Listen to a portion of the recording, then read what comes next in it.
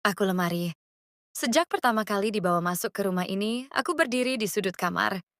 Dinding belakangku bersandar pada tembok yang dingin, sementara pintuku menghadap cahaya dari jendela. Aku tidak pernah bergerak sendiri, tapi dunia di sekitarku selalu berubah. Pagi hari, aku sering menjadi saksi tangan-tangan yang terburu-buru meraih baju. Mereka tidak pernah menutup pintuku dengan pelan. Kadang pintuku dibanting, kadang hanya setengah tertutup membuatku merasa terbuka dan tidak aman. Di dalamku, ada aroma kain yang bercampur antara wangi sabun cuci dan sisa keringat yang belum sempat benar-benar hilang. Aku diam saja.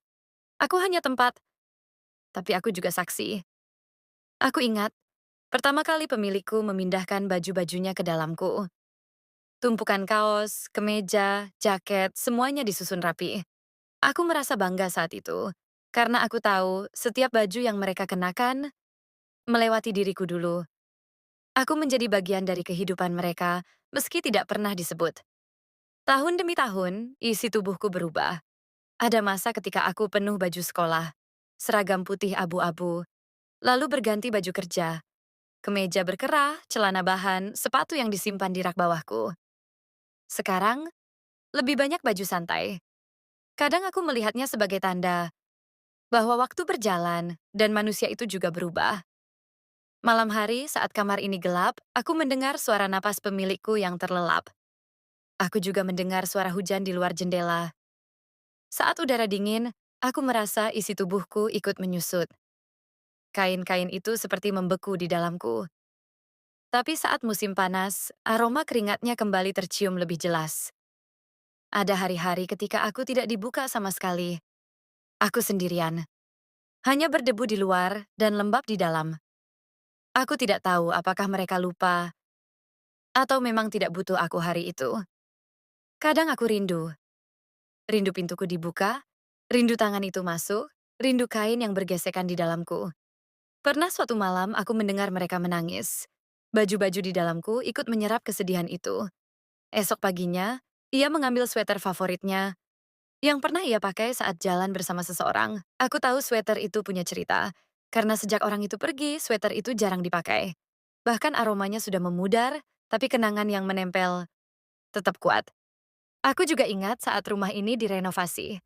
Mereka memindahkanku ke ruangan lain. Aku didorong, digeser, pintuku terayun-ayun.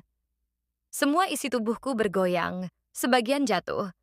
Aku merasa rapuh, takut pintuku patah. Tapi aku kembali ke sudutku semula setelah semuanya selesai. Seperti kembali ke rumahku sendiri. Di dalam rumah ini, aku bukan hanya kotak kayu besar dengan pintu. Aku adalah penjaga rahasia. Di balik tumpukan baju, ada kotak kecil yang tidak pernah dibuka di depan orang lain. Isinya foto-foto lama, surat-surat yang sudah menguning, dan benda-benda kecil yang punya makna bagi mereka. Aku yang menjaganya. Aku yang menyembunyikannya dari mata orang lain. Dan aku berjanji, aku akan terus menyimpannya sampai aku tak lagi berdiri. Aku juga tahu, suatu hari nanti aku akan diganti. Kayu tubuhku mulai pudar warnanya. Engsel pintuku mulai berdecit. Rak dalamku mulai sedikit goyah. Mungkin suatu saat mereka akan memilih lemari baru, yang lebih besar, lebih modern, lebih rapi. Dan aku mungkin akan dipindahkan ke gudang, atau bahkan dibuang. Aku mencoba tidak memikirkan itu. Tapi setiap suara engselku yang serak mengingatkanku bahwa waktuku juga terbatas. Namun, selama aku masih di sini, aku akan tetap menjadi saksi. Aku akan mendengar setiap percakapan, setiap tawa, setiap tangis yang terjadi di ruangan ini. Aku akan memeluk baju-baju itu, menjaga rahasia mereka, dan menjadi bagian dari kehidupan yang mungkin tak pernah mereka sadari. Karena aku bukan sekadar lemari. Aku adalah saksi bisu dari perjalanan waktu di rumah ini. Dan selama pintuku masih bisa dibuka, aku akan terus bercerita.